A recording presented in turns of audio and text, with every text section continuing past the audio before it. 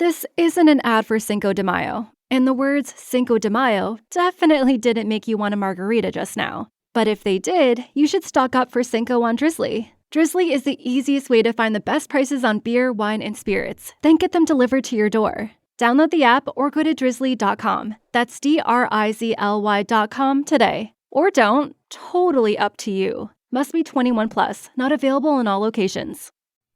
Hashtag no music, no intro. The draft, the 2023 NFL draft, at least for the Saints, is over. There's still like 7 more picks left to happen before the draft is officially concluded. I am still in New Orleans in a hotel on Canal, planning to go enjoy the city with my hashtag Saints Twitter podcast brethren tonight one more time before I leave tomorrow. Ryan had to leave today this morning, go back to Alabama. But we gotta, as great as this week, the weekend was great. The weekend was amazing. I was taking a shower this morning. I was like, man, I don't know financially if it could be pulled off, but maybe having a little draft party, every year might have to be, we'll have to wait and see. Might have to be a thing, bro. Might gotta be a tradition, bro. I swear I was thinking about that shit, bro. I was like, man, can you imagine us like 75 years old, sitting around, like in life, bro. Still talking about, man, remember when they took Cesar Ruiz? Peyton Turner, who? But I feel like we have to give credit to the Saints this draft. I know everyone. I gotta start somewhere now. I know we gotta talk about their pick in round 2, Isaiah Foskey. They drafted another edge rusher. They did some other things throughout the draft, but I can't start there, Ryan. I can't.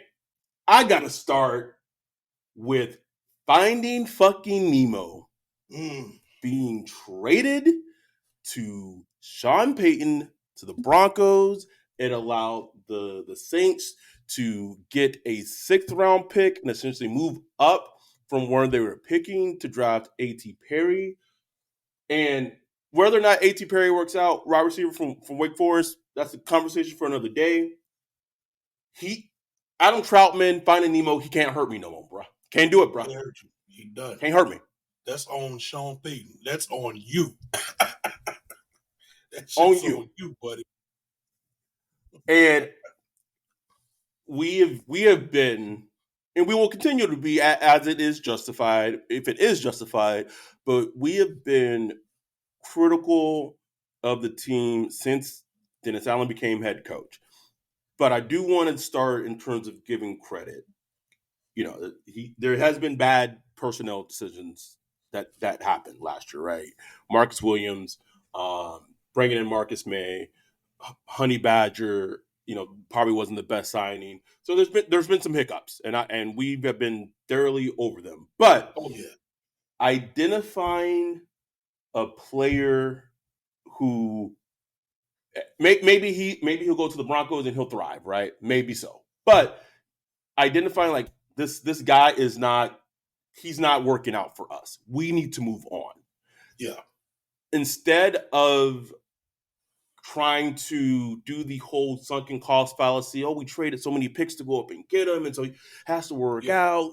A lot of what they were doing with Marcus Davenport, they didn't do that anymore with Adam Troutman. And for that, I got to give them credit for.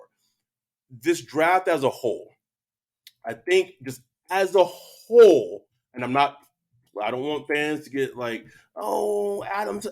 This draft as a whole is probably just on initial glance one of my favorite drafts that they have had since 2017. I agree.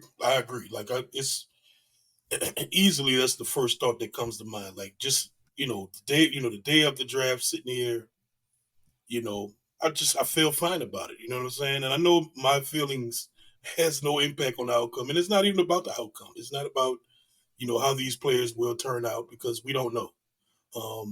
But it's just as a Saints fan, we've had those years where it's like, what are they doing, bro? Like, it's like, what exactly what's the vision? You know what I'm What's saying? the vision, bro? Yeah. And this year, and look, we could throw it all together. You could throw a free agency in there. You could throw the draft and all that. I'm not answering that question of what's the vision. I see It's it's clear. clear. Like the It's vision clear, bro. clear as day. And you talked about this yesterday, that you're kind of excited to see how the rest of the draft played out. Yeah. More so that you could kind of see the draft, see how the team building was holistically from the out, like a complete picture. And I think you said it perfectly. The vision is DA has a certain way of how he wants the team to be. He Yeah. wants a tough, not that Sean Payton didn't, right? But he wants a tough team in the trenches. He wants to be able to run the ball, play possession, win possessions in terms of offenses. The offense will be probably not too I won't say explosive, but not too risky taking. And now they went out, got the quarterback to do that, Derek Carr. They realized that with AK, whether it be play calling, pending suspension, but they know he needed a running mate. So they went out and got Jamal Williams. Just out the gate of free agency, just two big things. Defensive tackle was a huge need. They lost David Onyemata. They lost, even though my reservations and my annoyance with him as a player in terms of Marcus Davenport, he was a player that basically he's not on the team anymore. So those are snaps that, were gone. Caden Ellis, gone. And we've talked about this ad nauseum throughout this offseason of just, our biggest fear was, boom, you get Derek Carr and you get Jamal Williams and the offense gets better. And maybe we get a healthy Michael Thomas, but then the defense, because of so many players that have been lost in terms of attrition, maybe there's a regression defensively. Well, the first two picks, right? Brian Bresee, we already talked about him, the first round pick, and what he could bring defensively from the interior.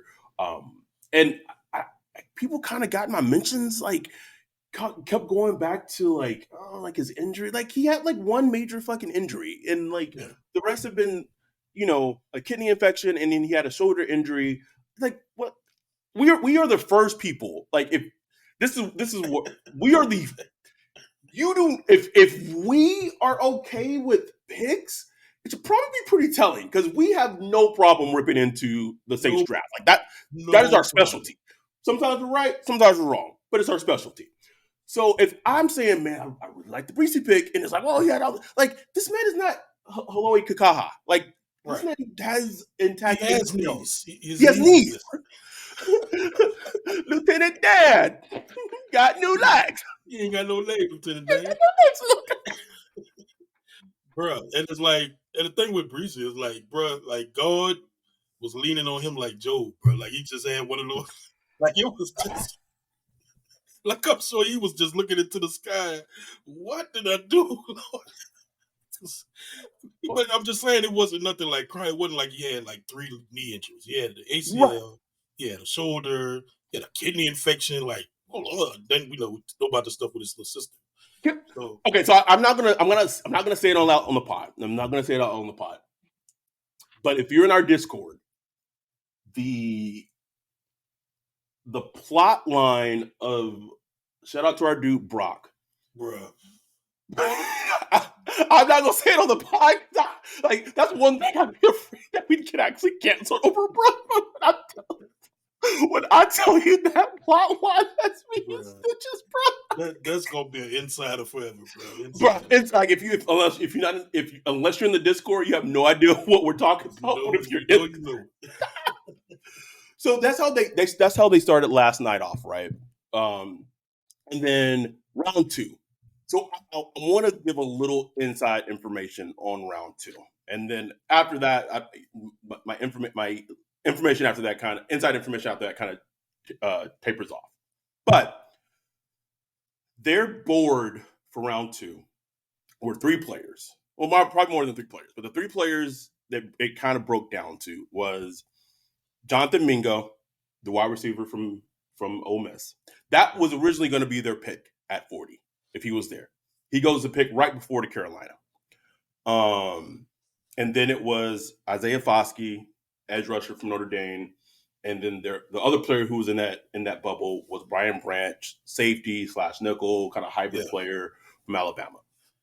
Something happened, and I don't know who pounded the table the hardest, but when Mingo went off the board,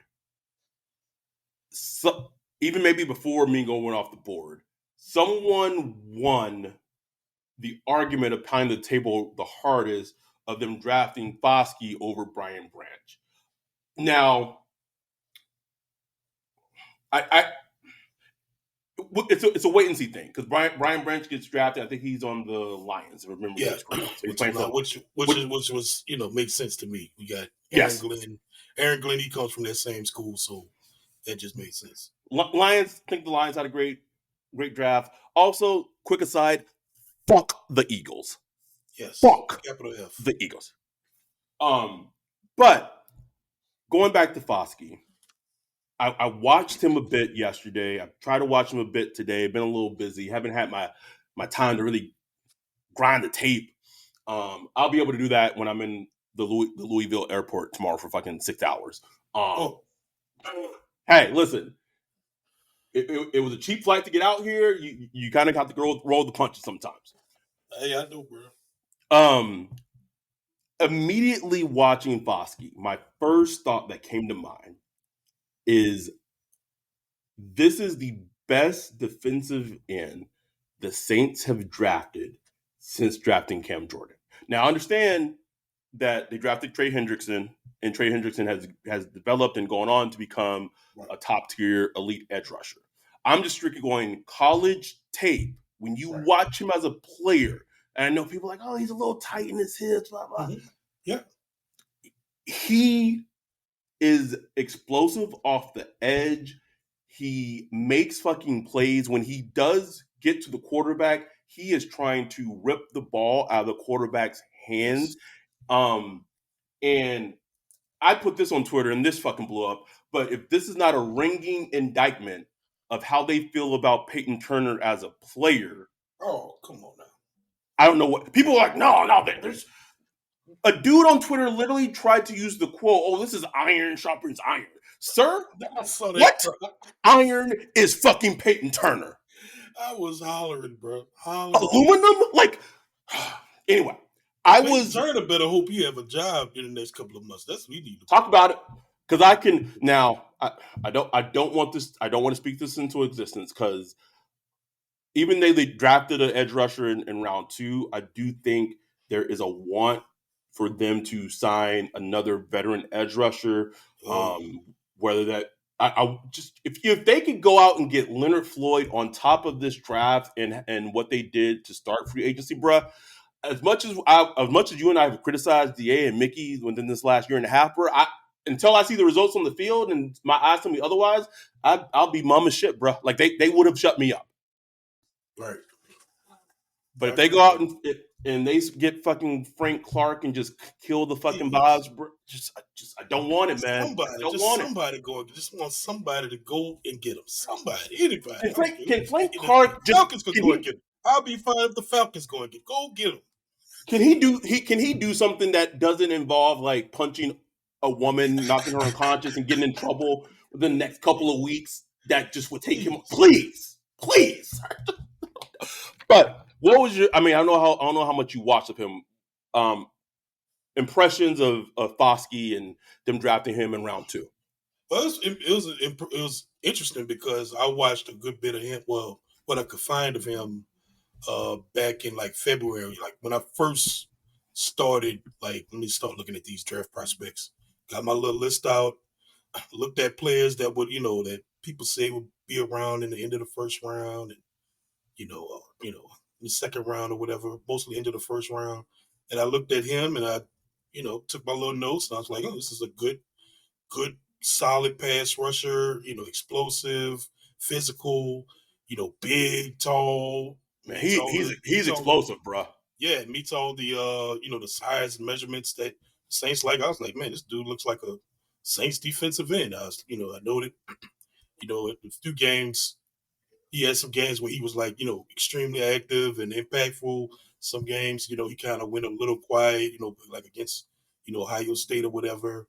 But even in that game, when you look at him, it's not like, he's just getting beat. It's just, he was going against a dog. You know what I'm saying? He was going against a dog. Is that Paris Johnson? Paris Johnson, yeah. It is just one of them games. You know what I'm saying? So, and that kind of reminded me of Cam Jordan because I remember when he was coming out of Cal, he had that game. He went up against Tyron Smith, who eventually went to the. Did they go against Cowboys. each other in college? Yeah, bro. Damn, how old are we? I know, bro. And Smith put him on him, bro. Smith had him locked up. Had Cam Jordan locked up. But look, I'm not saying Foskey's going to turn out to be Cam Jordan or whatever. That'd be like awesome. But I'm just saying, like, if people point to that game and be like, oh, well, that's just the game, bro. You know what I'm saying? Dogs versus dogs. So I just look at him, bro. To me, he has a pretty high floor. Yeah. As far as like, he should be like just at least a solid starting defensive end for you. Maybe in a rotation at worst. And at best, maybe he can become a nice, solid guys that can give you, 11, 12 sacks every other season. I just come away. You look at him, and it's like, okay, this is a football player. I don't have to squint to see.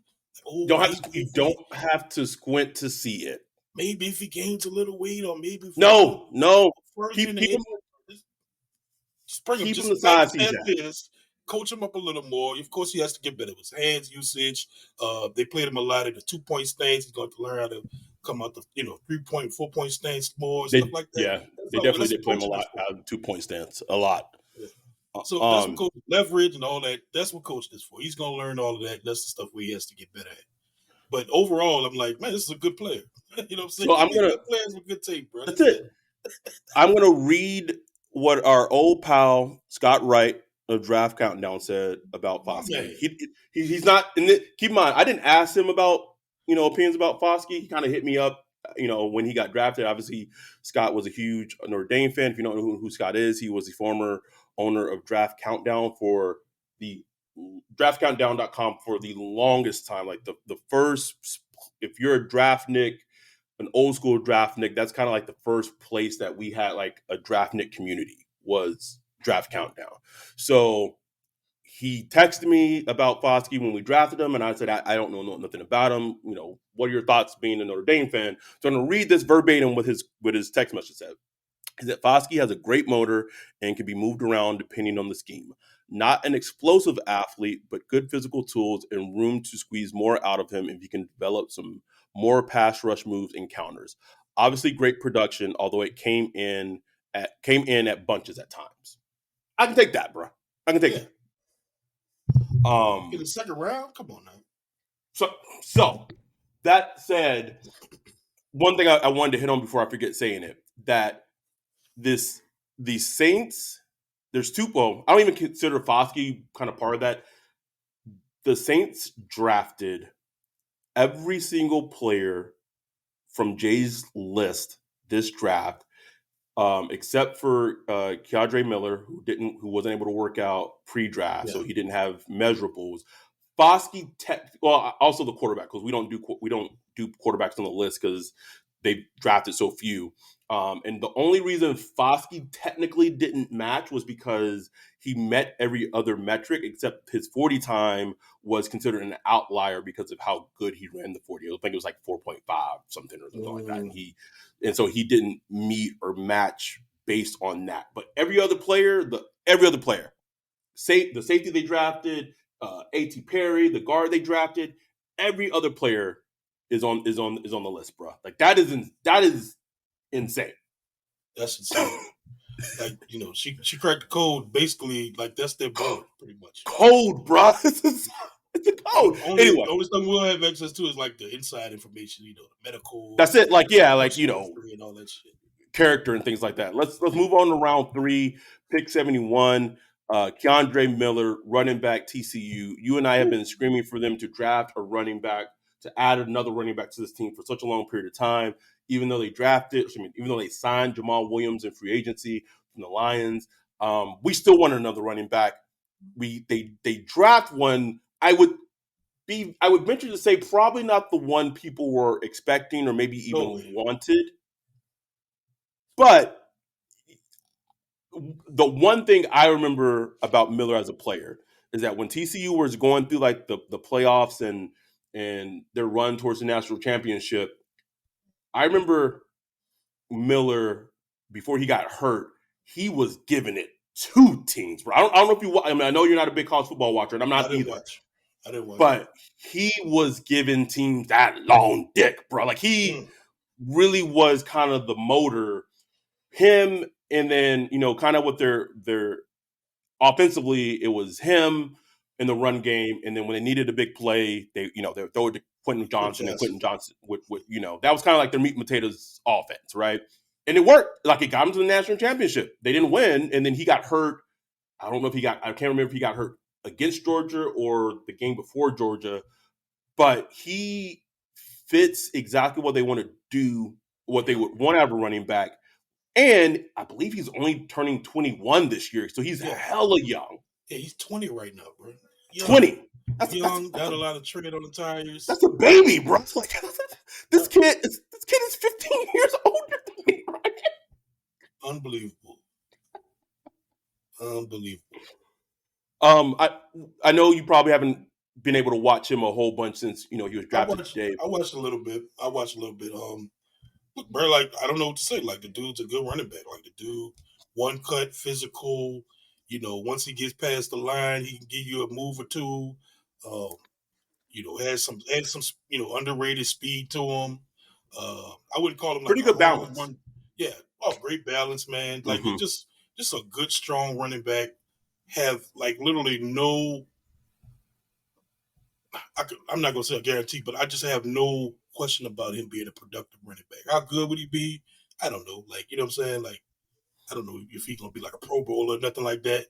But this is a productive running back. He's the type of guy, you give him a hole, bro, he's gonna get it. You know what I'm saying? He's gonna get it, and he's gonna get a little extra. The right mentality? Yeah, I'm about to ask you. Give me your thoughts of the quote he said regarding AK and coming for number one depth chart spot. Man, I want dogs, bro. Like if you gotta think I want dogs as a running back. I want dogs. I want not just running back. I want every player on. If you third string wide receiver, I want you wanting to be the number one wide receiver. Exactly. No, I love it, man. I love it. And and again, you got to look at the whole totality. Look at the room now. Like from where we were in January, now you got Alvin Kamara, you got Williams, you got you got Kendra right there. Is Mark Ingram? Is he still on the team? I don't think so. I think he's like just a free agent. Okay. Yeah. That's a nice little room, bro. Like that's a nice running back, bro. You know what I'm saying? Like because he's gonna compete with Jamal Williams, for now, but Jamal Williams on a nice little manageable contract where, he could be moved in a year or two. You know what I'm saying? It's all gonna be about the hot hand, and then we know Kamara with his legal situation. Plus, Kamara's contract. Getting up in age where the production is not meeting money and stuff like that. I'm not wishing, Kamara gets moved or nothing, but we know how this shit works. You know what I'm saying? We know how the story goes. So look, the one thing I'm not saying there were similar players, Kamara and Keandre Miller coming out, but I do get the same feeling watching him when I watched Kamara, because I didn't know anything about Kamara when he came out. And watching him, I felt like there was some untapped potential, especially in the pass game. So I kind of feel like that, like we just didn't really see it with Keandre Miller, so we don't know. But I do feel like there's some untapped potential in the pass game with him. And we'll see how it works out. But I think they could kind of open it up to see where he goes with these screen passes. Seen some screen passes, bro. He get him on a screen with a little hole. Man, I forgot what team he did that against, but it was beautiful. He is coming off a torn MCL injury, so we kind of wait and see. That was a little cold water right there. I mean, it Because wouldn't. I didn't know. I know most people knew he was injured, but that was just a little cold water. He was like, "Yeah, I should be healthy by camp." I was like, It's the Saints way, bro. Saints "Damn, way. right." Damn. But no, Spears the same way. Spears coming up with just So I apparently like I didn't realize how the injury that Spears had or has, like, I don't know, Ian Rappaport reported like that basically like he doesn't have like cartilage in his knees anymore. I was like, oh shit. Or I had to go get the quote. I guess he said it maybe like on the broadcast of potentially like why he fell. I'm trying to pull it up right now. And again, those are just things as sometimes as fans we don't. Okay, so it says at the combine, the new Titans running back Tajay Spears medical showed no ACL, loss of cartilage, and arthritis in his knee. Questions about if his career can outlast his first contract. That's why a player of his caliber dropped to the third round. Interesting. Yeah, very. I want to just circle right back to Isaiah Foskey real quick. And it made me nothing in the great scheme of things, man. It made me absolutely nothing. But that little viral clip of him getting drafted, putting the hat on, and just getting, being hyped and pumped and saying, let's fucking go. Like, that is, I want you to juxtapose that passion, that one, you could feel like he wants to be a dog. And then you just juxtapose that to like when Peyton Turner got drafted. Just smile. Hey, it just. Yeah, I made it. Like, I already made it. I made it, He's like, ooh, just swindled these motherfuckers right here. And look, man, that's the thing about Foskey. That same energy you saw right there, you can see it on tape. You see it when he plays, bro. You see it when he plays. He's trying to kill something. He's trying to destroy something. I love it. I love it. Passionate. I love it, man. I love it. So let's move on to round 4, and this is Saints did some things in round 4. I don't listen, y'all. I don't have it in front of me of like what picks they traded and blah blah blah blah blah. But round 4 they drafted Nick Salaverde, a guard from Old Dominion, and they traded up to get him, and they had the first pick of the 4th round to get him. So, guard, offensive line. It's such a funny draft because it's a very meat and potatoes draft. Yeah. And it's one of those drafts where I feel like, yes, a lot of the picks were kind of need-y, but I also feel that most of the picks, while they were needy, they truly, at least in the minds of the Saints, were the best players on the board. Right. I like the Nick Salaverde. I think I'm saying that right. Yeah, Salaverde. I don't know. Pick, and it wouldn't be a Saints offensive line drafted where it's like, well, he played at right tackle in college. We're just gonna, he profiles to a guard, and I was like, yeah, that's again the Saints way. But like looking at the offensive line, underrated story, maybe to someone who's looking from the outside, I think us as Saints fans know, is that the offensive line really was battered last season. And it's battered going into next season, which is a big, huge thing that's going to factor into how successful they are. You have left tackle Trevor Penning dealing with the Liz Frank. It may be a little worse than maybe that injury's a little worse than maybe is led on to believe. You have Andres Pete, who did not finish last season. Has Pete played a full season in his career? Bro, I don't think so. I don't think so. Bro. Don't think so. So that said, Eric McCoy, he has that kind of lingering calf issue that comes into play from time to time.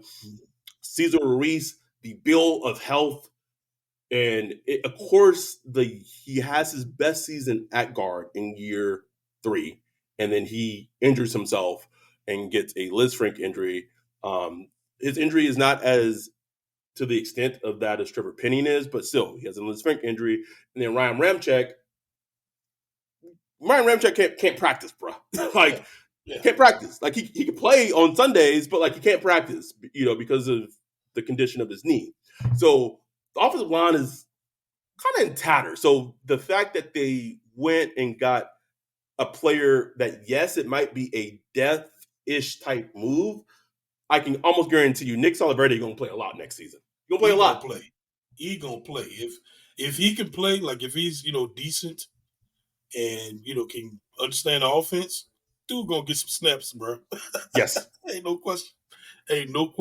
Whether that's in left guard, whether that's right guard, whether that's tackle, he going to get in, bro. He going to get it in. And I'm sure they said they're going to start him at guard, but I'm sure he's going to cross-train that tackle a little bit. But yeah, I mean, I have not watched a lick of tape on him. I just I won't. That's one position. I don't watch offensive linemen. You couldn't pay me. You couldn't pay me, bro. I got a life, bro. No. There's so many other things I could be doing. But I mean, I just going off what people saying, like, as far as like DJ and all those people on TV and NFL Network and stuff, just sounded like a solid pick, like good, he's a good technician, good athlete, all that stuff. I'm like, fine to me. Sounds good to me, And like I said earlier, he does meet the offensive line, athletic profile. I don't want to spend too much time talking about offensive linemen, but again, it's a good pick because it's not a Rick Leonard. It's not. That's not a Rick Leonard, but I really feel like this team has probably done a better job of being able to self-scout themselves than they have in a very long time. And I think that to be a good team, regardless of what level of football or sports you're playing, you have to be able to self-scout yourself, and you have to be able to say, okay, we're good. We did this well as a team. This is where areas we need to improve. First, a good example of that is going back to the first two picks in this draft. Now, if those picks, and this is all contingent of the picks either hitting and being decent to good to great, but if they draft Bresee and Foskey, and both of those players are good or even great, they have in two moves. This is not even accounting the defensive tackles they signed in free agency, and a likely defensive end they're probably going to sign in free agency at some point after the draft. But they have completely revamped and reworked their defensive line, which has been a big area of concern, right? It's been an area of concern of us all offseason. Now, if it doesn't work out, it doesn't work out, but you can't fault them for trying to fix it. I also think that two things. It shows to me that the team is confident that if they have a healthy Lattimore, if they have a healthy Paulson Adebo, and I think this does kind of cool down the potential of them trading an Alontae Taylor or a Bradley Roby. Roby still potentially might go. And if you don't know about, we're talking about the Alontae Taylor potentially getting traded. Sorry, it talked about in the Discord. So if you know, you know. If you don't, you don't. It shows to me that they feel like they are confident in their secondary, and we'll talk about the safety they drafted later, but they're confident in their secondary for DA to have the defense that he needs or wants to have. They're saying we got to get the front seven in order. Our front seven has to match our secondary, and defensively we're good. And I think if the picks work out, that vision will become a reality. It's all depending on how the players play, obviously. No question, man. And I think that's just the major key is, like you said, self-scouting, knowing, where not only where holes are right now, but where potential holes may open up, or where you're weak. And like you said, bro, like if those first two picks hit, man, you completely revamp the defensive line. And, look, last year they were top 3 in sacks. People like to say, oh, the defensive line, man, they got top 3 in sacks. you look at the advanced metrics, they were like bottom of the league in pressure rate, hits, all that stuff. They were able to produce sacks, which, credit to them for able to, be able to get to the quarterback. But, sacks are just a very tiny percentage of the game. You know what I'm saying? We saw plenty of games where quarterbacks back there just making breakfast, bro. Ooh, chilling, bro. Making breakfast, flipping pancakes, everything. So it's imperative that D line gets better. And it's young now. Even the players they signed in free agency, they got young kind of ascending players that that played limited snaps for their teams. We'll see where they go. So you got like a nice young fresh D line, bro, and I'm excited about that, man. Like we get to can't watch preseason, watch the beginning of the season, and kind of just see some new faces, new names on the back of jerseys, and see where they go, and see what that means for the team. I'm excited too. So I'm gonna, they are doing the joint practices again with the Chargers this preseason or whatever. I don't know how many practices they're gonna do, but at least for one of them, because they usually do. I'm assuming they're doing their joint practice with the Chargers because they probably played the Chargers in preseason. Maybe they do, maybe they don't. But and usually as long as 2 or 3, preseason, right? Like 2 or 3. So as long as one of the practices fall on a Friday, which is my day off, I intend to go to one of the practices and just watch, man. The last time I did that was it was when it was me, Chris and Julio met up and Teddy was the backup. I think that was year 2 of Teddy being the backup. Yeah, that sounds about right. And so I just want to go and watch and just see the young players, see the team, see how the D line's coming up. Because until we see otherwise, I really do feel that the team deserves credit for what they've been able to do this offseason. Moving on to the other pick that they acquired in round 4, they traded one of their later round picks this year and next year's 4th round pick. They go up and draft quarterback Jake Haener. It's Haener, right? From Fresno State. And I watched a bit of him, and the first thing I can say is the quickness that he as a player is able to process through his reads and reads a defense and throws a ball is super impressive. It is super impressive from quarterback. Yeah, and the kind of the talking point this season is everybody's looking for that Brock Purdy, that late round kind of gem that has the smarts to process and all that stuff. Kind of who he reminded me of, bro. I mean, that's what DJ, Danny Jeremiah, he was like, look, if anybody's looking for that Brock Purdy, he's probably that guy in this draft. You know what I'm saying? Because it's just one of those guys that processes well. The only real knock is, not the biggest arm. His deep balls kind of hang or whatever. But other than that, he gets through his reads. He's accurate, good in the pocket. Not a bad athlete at all. He can move around a little bit. So, bro, like I saw that pick. I didn't watch a ton. I just watched like his highlights just to see what he looks like or whatever. And I was like, oh, okay, like this dude looks like a Saint quarterback. You know what I'm saying? Like he does. Like he looks like one of the better quarterbacks that they've drafted since maybe like what getting. I would say since he's the best quarterback that they've added to the team through the draft since Chase Daniel. Absolutely, because the list is Garrett Grayson, Ian Book, and I'm forgetting one that they drafted in 2000. He was Sandfield. He was undrafted? Canfield. No, Canfield was drafted. So yeah, Sean Canfield. That was 2006.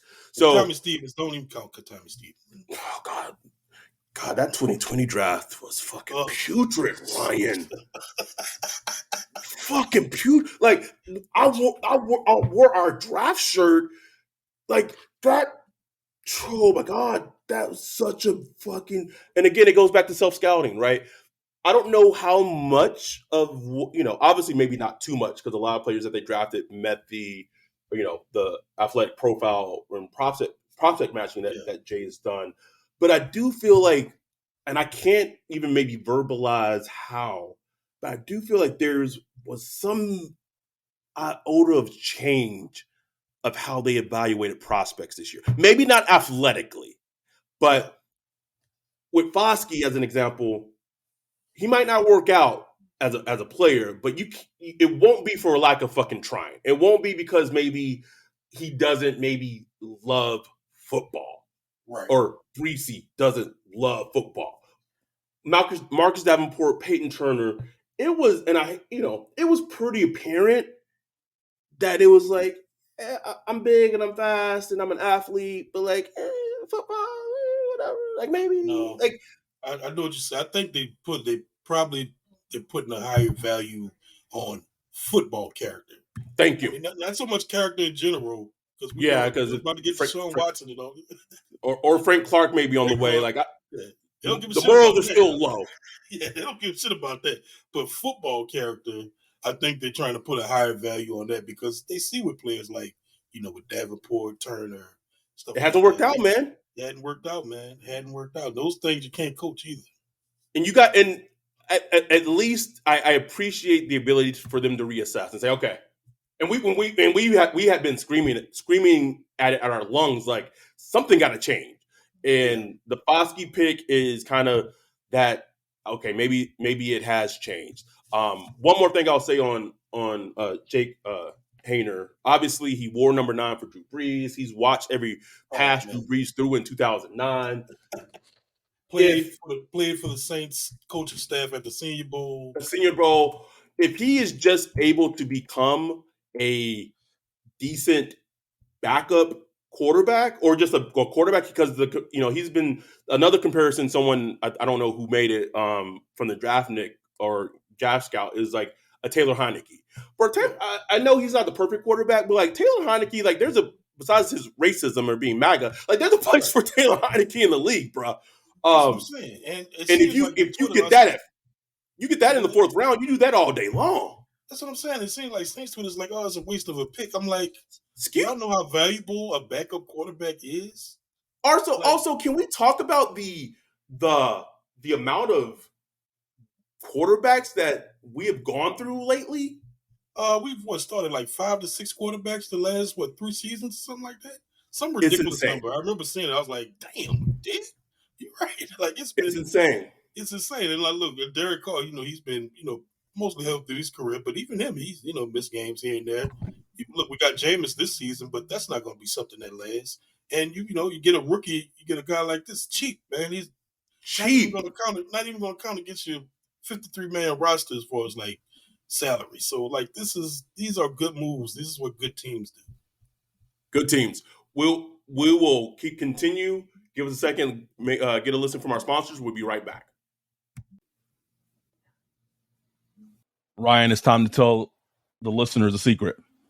Yo, the infamous picture of you going viral on social media, sweating in the white shirt, looking confused.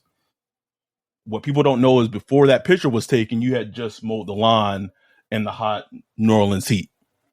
Yep, sweating.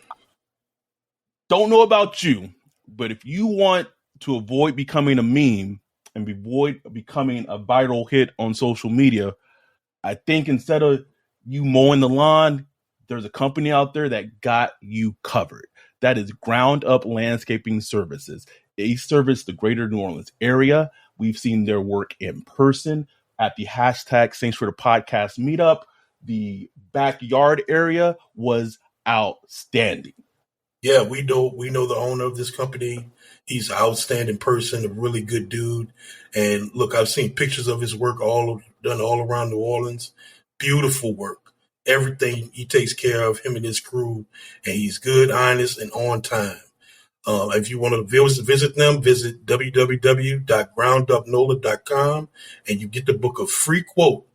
And these guys are licensed and insured. So this is not some, shade tree, guy to come cut your grass. These are dependable business professionals that will take care of your lawn. And they do beautiful work that you can check out on their Instagram and Facebook. They'll make your garden space spectacular from the ground up. So the Saints close out the draft. Round 5, they traded up again in round 5, if memory serves me correctly. They drafted safety Jordan Howden out of Minnesota. To me, this pick, again, we're doing this literally the day that these guys got drafted. So we really haven't been able to tape grind, as it were. But, you know, you can kind of just sometimes just kind of go by highlights and just a bit. And to me, this is, I watched him very briefly, but what I did see is like, okay, this is their version of, okay, we weren't able to get Brian Branch. So like, this is our lesser version of drafting Brian Branch, essentially, right? Because you have a player who can kind of play the strong safety position. He can play nickel.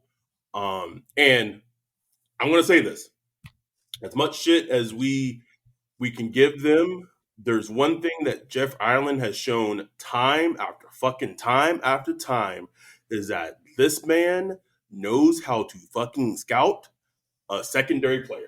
Like when they draft second at this point, bro, I don't even question it. I say, okay, all right, I'm like, okay, they've earned it. They've earned it. He's earned it. Yeah, bro. And any round too. I don't care, first round, fourth round, whatever. Like, they do this. Okay. And I like the pick also from the standpoint of, one, you can tell he's a physical player. They like to draft secondary players, cornerback, safety, nickel. They like physical players. But kind of like the Miller pick at running back. You know, again, a very underrated storyline that doesn't get picked up a lot is Marcus May missed a lot of games this upcoming season. Tyrann Mathieu is not getting any younger. They need to bring Brian Sorensen back, quiet as kept. But gotta get the old Bino. No apologies to any Albino people that may listen to this podcast. But it's a young player who plays the way that the Saints like their secondary players to play, and not including the 2018 draft, and that draft was also a fucking nightmare and a shit show. Excluding that draft, they have hit on nearly every secondary player that they have drafted, and so until I show otherwise, wow, that is crazy, though. That's crazy. It's hard, and that's like the hard. Besides quarterback, that is such a hard position. Bro, so hard. And I mean, the history with the Saints, bro. Exactly. Can he play safety? That was just like an inside joke. Cornerback was just atrocious for years. Like, bro. So that's crazy that they've been able to hit on DBs like that. Any thoughts on Howden or anything? I don't. I just saw I didn't really spend time on him. All I could see was that when I first just quickly looking at him, this isn't like just a special team or nothing like that. You know what I'm saying? This is a guy. I expect him kind of like with C.D. Deuce. Not saying they're similar, but kind of like with C.D. Deuce, you could see immediately like, oh, this is a player right here. You know what I'm saying? He's gonna get his in the defense. Maybe not a starter early or nothing like that, but they're gonna figure out snaps for him on defense, whether that's nickel, safety, whatever. Absolutely, I couldn't agree more. Kind of has a little, again, has like that feistiness or that oomph that they. Oh yeah, buddy, I love it. That they like their secondary to have, even though sometimes they don't. They like it, but they like it. They don't like it. And then they don't like it. Like, well, bro, figure out what you want, bro. Like, you know what I'm saying? Like, you want players like that, they gonna be a little chippy. They gonna talk back to the coach a little, you know. So annoying. Anyhow, they close out the draft. We kind of getting back to where we started. Is they trade up to the 6th round, getting the Broncos pick and trading up. Sorry, they traded up from the 7th to the 6th. They gave up their 7th and Alan Troutman to move up to round 6, and that's when they closed out the draft and drafted A.T. Perry, wide receiver, Wake Forest, and I said it earlier. Don't really care how A.T. Perry works out, bro. Like, and I know that is London's dude. So shout out to Landon. But I'm glad they added a wide receiver. So they've added 2 weapons in this draft. So this is something that we talked about. That we wanted them to add weapons. The only position that they didn't add in the draft was tight end. I do think that had Dalton Kincaid had fell to them, that he would have been the draft pick. Going back to round 2, I should have. The board left out one player. So going back to round 2, the board was Jonathan, and this is not in order. Well, kind of. So Jonathan Mingo was a player that they wanted to draft in round 2. So was Sam Laporta, tight end, Iowa. They wanted to draft him in round 2. Shout out, or I guess not shout out to the Detroit Lions, who is becoming, Saints juniors, but maybe with like better coaching. So the board was Mingo, Laporta, Foskey, Brian Branch. So Mingo went to the Panthers right before the Saints picked. Sam Laporta went to the Detroit a couple of picks before the Saints pick. So the want for them to add a tight end is real. They weren't able to do it in round 1 with Kincaid. They weren't able to do it in round 1 with Laporta, but they did add a right receiver and a running back. A.T. Perry kind of just he's bigger. He has explosiveness. Honestly, if he's able to get Traquan Smith off the team, bro, please. The first thing I thought, I watched like 2 games before we got on here. And the first thing I thought is like, his tape is so much better than Traquan's. When Traquan came out of, I forgot what you're calling it, small school. But so much better. He went to UCF. UCF, yeah. So much better, bro. Like, I'm like, and Lance Zierlein and Cynthia Freeland, they were just shocked he was still on the board. They were like, they expect him to go more in the 3rd round. He's big, 6'3", fast, ran like a 4.4, physical, catches with his hands, gets downfield quickly. I'm like, man, what's the issue here? Apparently, he has a lot of drops the last 2 seasons. But I mean, just looking at the tape, I mean, he had to catch like a lot of low percentage, low percentage passes, man. Like, this dude was catching it. He hands catching too. This dude gonna play, bro. This dude is gonna play for this team, and this team needed a big wide receiver, and to be able to snatch a guy like that, and late in the draft like that, man, that's huge. Will he work out? We'll see. I don't know where he is mentally or stuff like that, man. But like just from the games I'm watching, I'm like, man, this dude can ball, bro. Like, he can track the ball, red zone, all that. Let me. And you talked about this, and you said it in our Discord, you said it in text messages. I don't know if you said it on Twitter. You may even say it on this podcast. Let's look at the offense that when Sean Payton left the team, right? Till now. I don't know how much of it is DA and how much is Jeff Ireland, but they have now went out, got Derek Carr at quarterback. They invested in Juwan Johnson. I'm sorry, Max. He's a decent player. Sorry, bro. I can't go with you there. He's a decent player. AK, with his injury history, missing games, injury wise, history of the legal thing, they went out, added Jamal Williams. In the draft, they added Keandre Miller. Wide receiver last year, go up, get Chris Olave.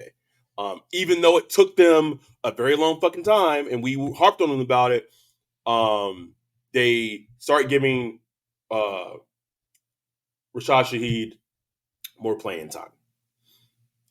They went out, they signed at a very low cost deal Bryan Edwards, who, when he was with Derek Carr the last time, was productive, a good player for the Raiders, and had a good chemistry and rapport with Derek Carr.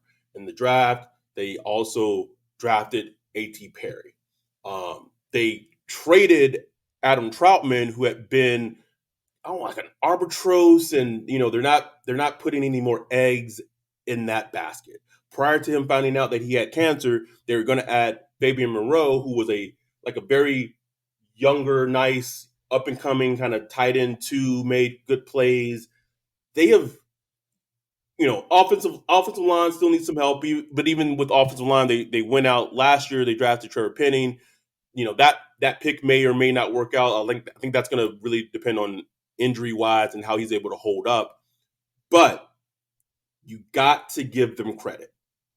They have revamped the team offensively and completely given the team an offensive facelift, because last year was deplorable offensively. Now, Andy Dalton was part of that reason, and play calling was a big part of that reason. So, we can't let them off the hook too much.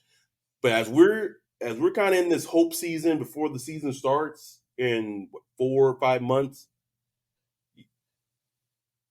there should be no excuse besides maybe major injuries, offensive line not working out because of injuries. Also left out that they brought back Michael Thomas on a 1-year deal, just to see, give it one good go and see if he can become not that guy again, but just be a productive, good player for them again. There shouldn't be an excuse, bruh.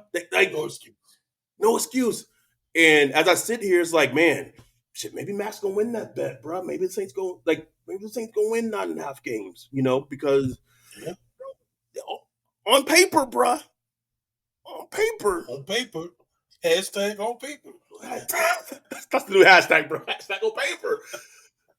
They looking kind of good, Ryan. Now, I say that and I preface it by saying all that's good and great. The NFL is such a league that talent-wise, I think a perfect example of this is we just look at the Chargers, bro. Just look at the Chargers. Yeah. Got a top 5, top 6 quarterback and continually underachieves. Some of it injury-wise, but a lot of it, too, is just bad coaching, right? So if you don't got the coaching, don't matter how good your players are or your team is, you still may not produce on Sunday because of shit like that. But hashtag on paper, got to give a lot of credit to Jeff Ireland. Got to give a lot of credit to Mickey Loomis. Got to give credit to DA in terms of what they've been able to do this complete offseason. But all that said, they've done all this. If there's not like a big thing, if they underachieve this season, bro, and I know it's hope season. I don't want to put too much damper on it. But if they've been able to do this and they can't win the NFC South, or at least not be a wild card team in the NFC, some heads got to roll. Heads got to roll, bro. Heads got to roll. I don't want to hear it, man. Like, you had all the injury excuses and all that last year. Please don't do this again this year where we have all the injuries and all that.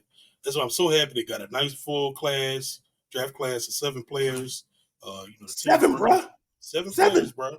When the last time we got an influx of 7 drafted players? I know we get the UDFA. They're working the phones now, getting UDFA players on board. We'll check that out later.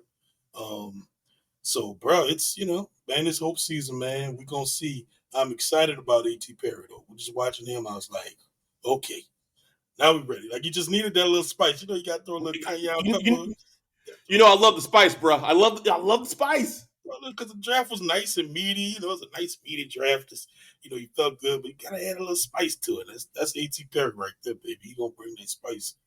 And it's balance, a balance offense. Look, they went D-line, offensive line, safety, quarterback, running back, wide receiver. Like, come on, bro. Like, that's a nice ass, well-rounded draft, bro. So it is.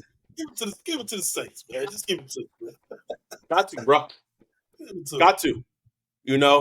As we are the podcast that keeps it real, we are the first podcast that will, harp on the team when we feel. But we also, I think we are also aware and cognitive when they do shit well. We gotta give them credit, man. And we got, man. Let them know.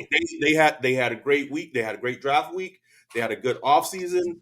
I do think that they will want to sign some free agents within the next couple of next couple of weeks. I think they might be wanting to wait until the comp pick formula shit closes out, which they didn't do that last year. They just went out and signed Andy Dalton and could have had a third round comp pick.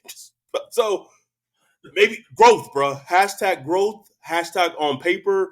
That's going to be the mottos for this 2023 Saints season, bro. Hashtag growth. Hashtag on paper. I love it. And just to think, man, like so many people wanted to just start over, tear it down, treat this like a reboot year, and all that stuff, man. It's like I don't want to live through that. I don't want to do that. You know what I'm saying? Like I get it. Like I get the logic behind all that, but man, like you don't know how that stuff works. I want to watch fun football, bro. I just want to watch some fun football. That's it. That's it. I believe the schedule should be announced either next week or the next week and a half. And so when it comes out, we can start planning when the meetup's going to be. And I think we might have to make the live, the live draft party a yearly thing. And if you're a Patreon, and again, big shout out to Bayou Beer Garden. She probably will never hear this, but big shout out to Carlene, who was their event coordinator, was so nice and accommodating, and just being so helpful in setting up our space that we had on Thursday night. It was amazing. Even when there's like slight hiccups, when all the TVs changed to the NBA playoff game, she was right on it, get it fixed for us. So if you're in a New Orleans or Louisiana resident, Bayou Beer Garden, great spot for drinks, food. Yeah. Those garlic palm fries, bro. Ooh. Crack. I mean, bro, like those crack sprinkles on them, man. Bro, I don't even like garlic or Parmesan on that level, but them bitches were delicious, bro. Like my God. But go check them out. Drink the watermelon margarita, frozen, was good as shit. Also want to give a small shout out to Superior Grill. Some of the best queso you'll ever have. The margaritas was great. I called them yesterday, kind of late notice, and see if they could scramble us a table of for 10, 14 people, and they were on it. So just an amazing weekend capped by good decisions that the Saints have made. And there's going to be like a dead period of there's going to be that rookie mini camp and then OTAs, and it's just tumbleweeds, bro. Just tumbleweeds. But we'll still have episodes. We're still going to be putting out content. I do want us to do like a deeper dive in the draft, more kind of after we watch players more in depth. This was the first year that I went into the draft kind of with a blank slate, and it was great, man, because it was like, all right, like it was like I didn't have any emotions with the picks. I was like, okay, well, all right, cool. Like, oh, okay, cool. Maybe that's going to be my new wave going forward, bro. Like, just instead of watching so many prospects pre-draft and having opinions and strong takes, like, no, I'm good. Like, my only takes next year is Caleb Williams is the second best quarterback I've watched since Patrick Mahomes, and Brock Byers is one of the best tight end prospects to ever come around. That's it. Only 2 takes I have, bro. That's it. Don't have any more draft takes for next year, but everyone who came to New Orleans, who has been a part of the festivities this week, thank y'all so much. We really appreciate it. Not even people who came. So anyone who just listens to us, retweets us, supports us, whether you're Patreon or not a Patreon, thank you. Like, weekends like this reinforces to Ryan and I, like, oh, this is why we do this. And I'm not saying it's hard, right? But this is why we do this. We do it for y'all. We do it for fun. I was looking at the live stream yesterday that that's uploaded to YouTube. Yeah.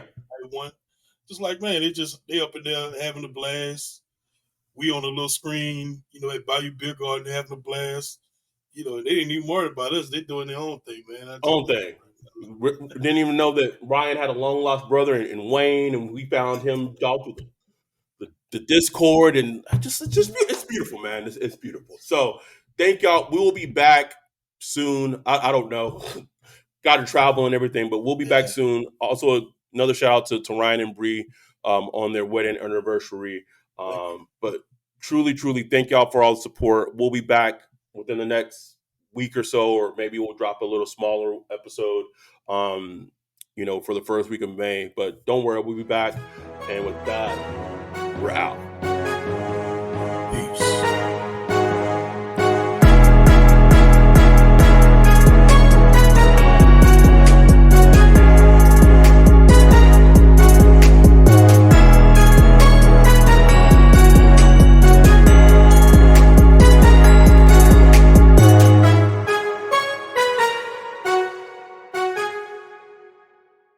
92% of households that join Peloton early in the year are still active a year later. Yeah, if you like cycling to EDM. Not just EDM. Try cycling to Broadway hits, take a scenic hike in Iceland on our treadmill, or row to some 80s jams. Because I have so much free time. Whether you have 30 minutes or just 5, Peloton can fit any schedule. 92% stick with it. So can you. Try Peloton tread, row, or bikes risk-free with a 30-day home trial. New members only. Not available in remote locations. See additional terms at onepeloton.com/home-trial.